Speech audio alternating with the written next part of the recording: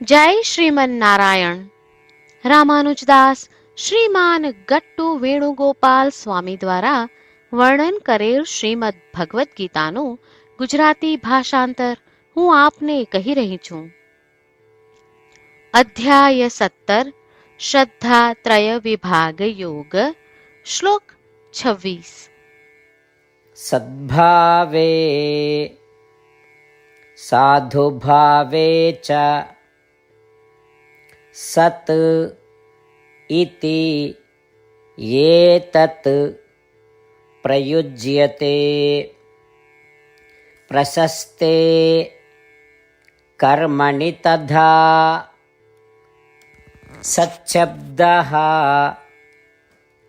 પાર્ધયુજ્યતે. ઓમ.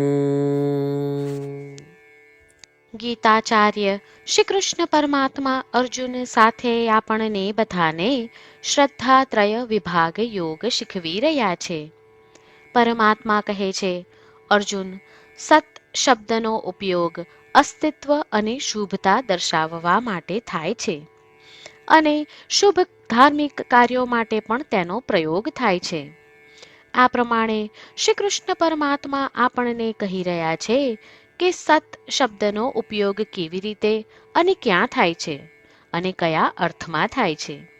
તેથી શ્રી કૃષ્ણ પરમાત્માનું ધ્યાન કરતા ચાલો આપણે ઓમ તત સતનો જાપ કરવાનો આરંભ કરીએ અને કોઈ પણ ફળની અપેક્ષા રાખ્યા વિના વૈદિક કાર્યો કરીએ. શ્રીમન નારાયણની પ્રાપ્તિને આપણા જીવનનું ધ્યેય બનાવતા અને માત્ર શ્રીમન નારાયણનું શરણ લેતા ચાલો આપણે બધા શ્રી કૃષ્ણ પરમાત્માના શબ્દોનું આ શ્લોક સ્વરૂપે પુનરાવર્તન કરીએ. સદ્ભાવે સાધુભાવે ચ સદિત્યેતત પ્રયુજ્યતે પ્રશસ્તે કર્મણિ તથા સચ્ચબ્દઃ પાર્ધયુજ્યતે. શ્રી કૃષ્ણ પરમાત્માએ આખી ભગવદ્ ગીતાનો સાર અધ્યાય 18ના શ્લોક 65 થી 70માં 8 ઉપદેશ દ્વારા કહ્યો છે. શ્રી કૃષ્ણ કહે છે, જે મારા આ 8 ઉપદેશ અનુસરે છે તે મને પ્રિય છે. એ સર્વે ભક્તોનું હું બધી જ રીતે રક્ષણ કરીશ. શ્રી કૃષ્ણ પરમાત્મા પાસેથી આખી ભગવદ્ ગીતા સાંભળ્યા પછી અર્જુન કહે છે, કરીશ્યે વચનમ તવ. એટલે, કૃષ્ણ, હું તમારી આજ્ઞાનું પાલન કરીશ, તમે કહો છો એમ કરીશ. અને આથી જ શ્રી કૃષ્ણએ દરેક પ્રકારના યશ અને વિજય અર્જુનને આપ્યા છે. તો ચાલો આપણે પણ પરમાત્માને 8 વાતો પાળવાનું વચન આપીએ. પરમાત્માને આપેલા વચનથી મોટી કોઈ પૂજા, તપ કે યજ્ઞ નથી. 8 પ્રતિજ્ઞાઓ જે આપણે લેવી જોઈએ તે હું હવે કહું છું. આપ સૌ પણ એનો મન અને હૃદયથી વિચાર કરો. આ રીતે શ્રી કૃષ્ણને વચન આપતી વખતે આપણે સૌ શ્રી કૃષ્ણની હસતી મુખમુદ્રાનો મનમાં વિચાર કરીએ અને પરમ આનંદનો અનુભવ કરીએ. જય શ્રીમન નારાયણ. આપણા 8 વચનો આ પ્રમાણે છે. આપણું પહેલું વચન, હે શ્રીમન નારાયણ, તમારા ઉપદેશ પ્રમાણે હું હંમેશા તમારું ધ્યાન અને ચિંતન કરીશ. આપણું બીજું વચન, હે શ્રીમન નારાયણ, તમે કહ્યું છે તેમ હું સદાય તમારી ભક્ત રહીશ. આપણું ત્રીજું વચન, હે શ્રીમન નારાયણ, હું મારા કર્મો તમને સંતોષ થાય તેમ અને તમારી સેવા માટે કરીશ. આપણું ચોથું વચન, હે શ્રીમન નારાયણ, તમે અનુસરવા કહ્યું છે તેમ મને પૂર્ણ શ્રદ્ધા છે કે હું તમારી છું. હું સદાય મારા હાથ જોડી તમને નમસ્કાર કરીશ, તમારી ભક્તિ કરીશ. આપણું પાંચમું વચન, હે શ્રીમન નારાયણ, હું તમારા શબ્દો યાદ કરું છું. મામેકમ શરણમ વ્રજ, તમે તમારી શરણમાં આવવા કહ્યું છે, શ્રીમન્નારાયણ, હું માત્ર તમારા જ શરણમાં છું. આપણું છઠ્ઠું વચન. હે શ્રીમન્નારાયણ, આપે કહ્યું છે મા શુચ, તમે અમને આશ્વાસન આપી શોક ન કરવા માટે કહ્યું છે, તો હું દુઃખી નહીં થાઉં, શોક નહીં કરું. આપણું સાતમું વચન. હે શ્રીમન્નારાયણ, અમારા કલ્યાણ અર્થે આપે શ્રીમદ્ ભગવદ્ ગીતા રૂપી આશીર્વાદ આપી અમારા સૌ પર કૃપા કરી છે, તો હું દરરોજ ઓછામાં ઓછો એક શ્લોક વાંચીશ અથવા સાંભળીશ એવો સંકલ્પ લઉં છું. આપણું આઠમું વચન.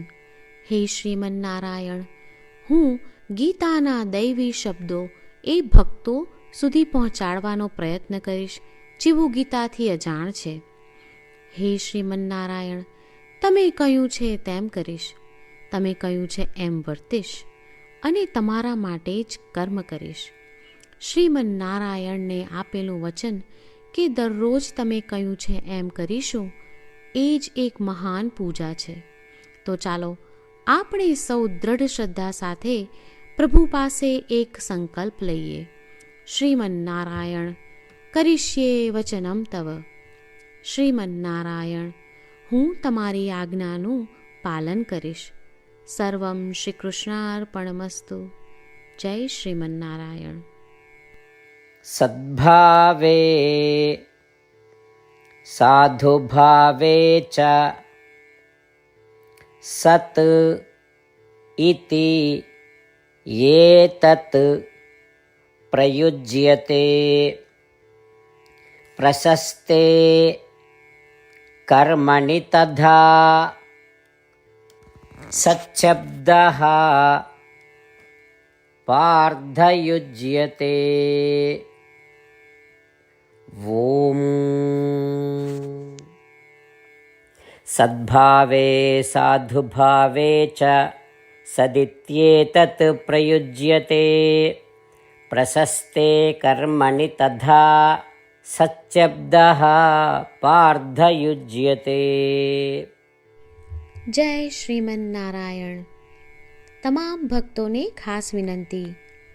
આપણા જીવનની દરેક બાબતોમાં આપણે તાત્કાલિક અને અસરકારક પરિણામો ઈચ્છીએ છીએ. આ પ્રાપ્ત કરવા માટે ચાલો દરરોજ 1 મિનિટ ફાળવીએ અને નારાયણાસ્ત્રમ વાંચીએ.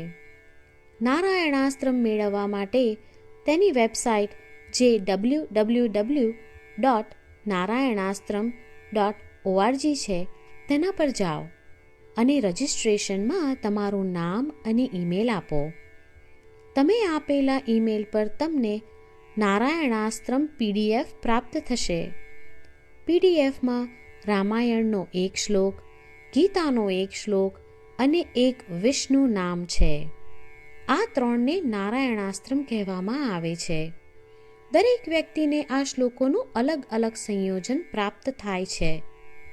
જ્યારે દરેક વ્યક્તિ 24,000 ભક્તો સાથે તેમના નારાયણાસ્ત્રમને દરરોજ વાંચે છે અથવા સાંભળે છે, ત્યારે સમગ્ર રામાયણનું 1 વાર પારાયણ, શ્રીમદ્ ભગવદ્ ગીતાનું 33 વાર પારાયણ અને વિષ્ણુ સહસ્ત્ર નામનું 24 વાર પારાયણ રોજ પૂર્ણ થાય છે.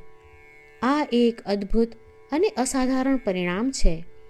તેથી તમે અને તમારા પરિવારના સભ્યો તરત જ વેબસાઇટ પર જાઓ અને તમારું નારાયણાસ્ત્રમ મેળવો. જય શ્રીમન્નારાયણ.